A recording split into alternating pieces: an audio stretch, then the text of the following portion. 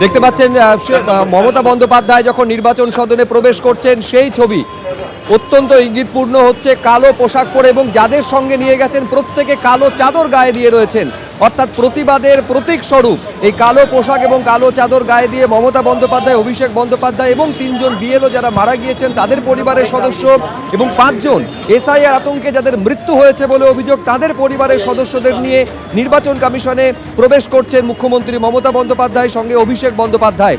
বিকেল 4টে নির্ধারিত সময় ছিল যখন জ্ঞানেশ কুমার মুখ্য নির্বাচন কমিশনার এবং নির্বাচন কমিশনের ফুল বেঞ্চের সঙ্গে বৈঠকে বসবেন মমতা বন্দ্যোপাধ্যায়। এর আগে আপনারা জানেন যে 6বার চিঠি দিয়েছেন মুখ্য নির্বাচন কমিশনারকে মুখ্যমন্ত্রী। তারপর হতে চলেছে আজকের বৈঠক।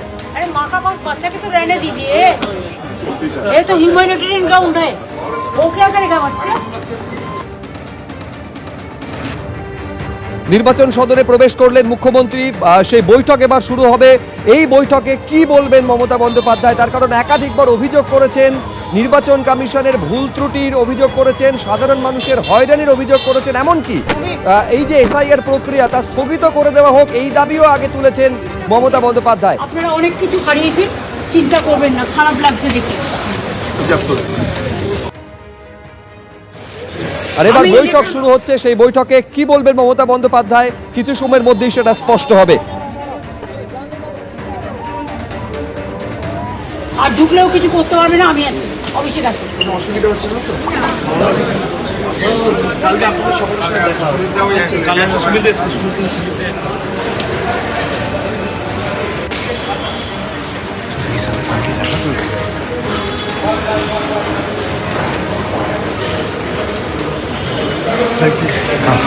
আপনারা ভালো থাকুন, সুস্থ থাকুন। আমি দেখতে এসেছিলাম, আপনাদের সাথে কালকে আবার দেখা হবে, বিকেলে আবার দেখা হবে।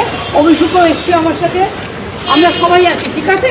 চিন্তা করবেন না, আপনারা অনেক কিছু হারিয়েছেন, চিন্তা করবেন না, খারাপ লাগছে দেখে। আমি ইলেকশন কমিশনে চিন্তা করবেন, এটা আমাদের জায়গা, এটা দিল্লির জায়গা নয়। পুলিশকে আমি যা বলার বলে এসেছি, এখানে ওরা ভেতরে ঢুকতে পারে না, আর ঢুকলেও কিছু করতে পারবে না, আমি আছি, অভিষেক আছে। কোনো অসুবিধা হচ্ছে না তো? কালকে আপনাদের সকলের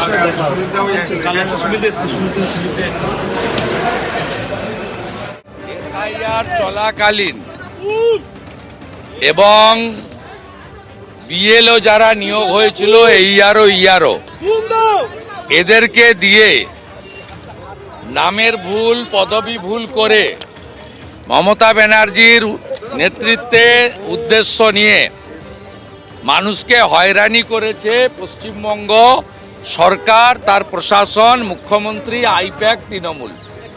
এবং হিয়ারিং কেন্দ্রগুলোতে যে গুন্ডামি করেছে নানা জায়গায়, আমরা বসিরহাট 2 এর মতো একাধিক রাজ্য সরকার নিযুক্ত বিএলও,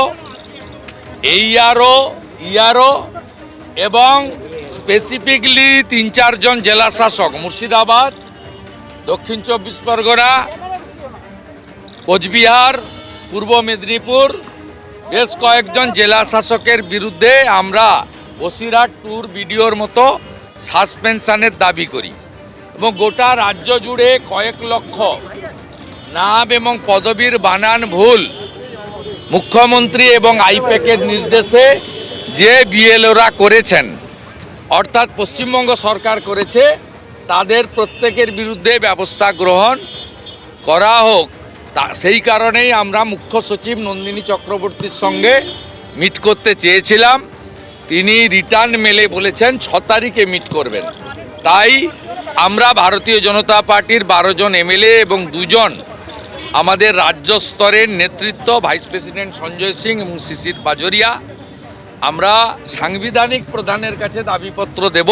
4টে দাবিতে রিসিভ করিয়ে আপনাদেরকে জানাবো এবং সাংবিধানিক প্রধানকে আবেদন করব আমাদের দাবি এবং আবেদন যেন মুখ্য সচিবের কাছে পাঠিয়ে দেন।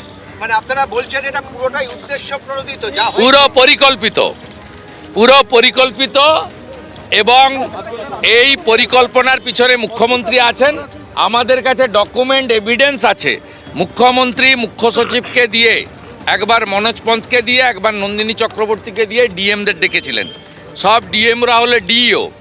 এবং ডিএমদের ডেকে মুখ্যমন্ত্রী সে সভায় থাকার কথা নয়, মোবাইল ফোনগুলো বাইরে রেখে দুবার ঢুকে কিভাবে জটিলতা করতে হবে, কিভাবে এসআইআর ভণ্ডুল করতে হবে, কিভাবে সাধারণ জনগণকে ইলেকশন কমিশনের বিরুদ্ধে খেপাতে হবে, বিজেপির নাম নিতে হবে, কেন্দ্রীয় সরকারের বিরুদ্ধে বলতে হবে এবং চাকরি চুরি, আরজিকর, অনুপ্রবেশের সমস্যা, সিন্ডিকেট, তোলাবাজি, স্বাস্থ্য শিক্ষা ধ্বংস, এই সব ইস্যু যাতে আড়ালে চলে যায়, এসআইআর এবং তাকে কেন্দ্র করে যাতে আলোচনায় থাকে এবং টিভিগুলো সেই বিষয় নিয়ে ডিসকাশন করে, ন্যারেটিভ তৈরি হয়, এই জন্য এই কাজটা রাজ্যের প্রশাসনিক কর্তৃ মুখ্যমন্ত্রী তার স্থাবক প্রশাসনকে দিয়ে করেছে।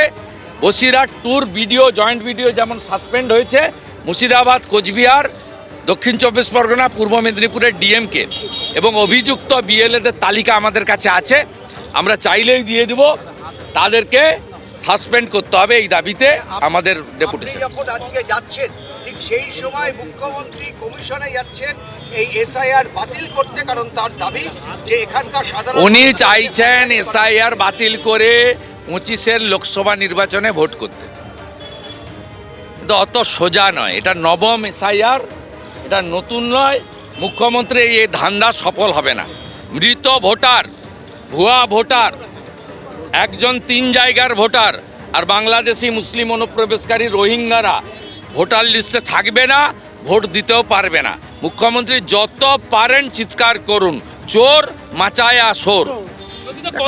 এই ইস্যুকে সামনে রেখে তারা কিন্তু যাচ্ছেন এবং রাজ্যপালের কাছে শুভেন্দু অধিকারী স্পষ্ট জানালেন যে 4টে ইস্যু, 4টে দাবি তারা জানাবেন এবং তার মধ্যে অন্যতম দাবি যে সমস্ত বিএলওরা ইচ্ছাকৃতভাবে এই নামের বানান ভুল করেছেন তাদেরকে চিহ্নিত করে শাস্তি দিতে হবে। তার দাবি বেশ কয়েকজন জেলা শাসক এই গোটা কর্মকাণ্ডের সঙ্গে যুক্ত রয়েছে। এবিপি আনন্দ, এগিয়ে থাকে, এগিয়ে রাখে।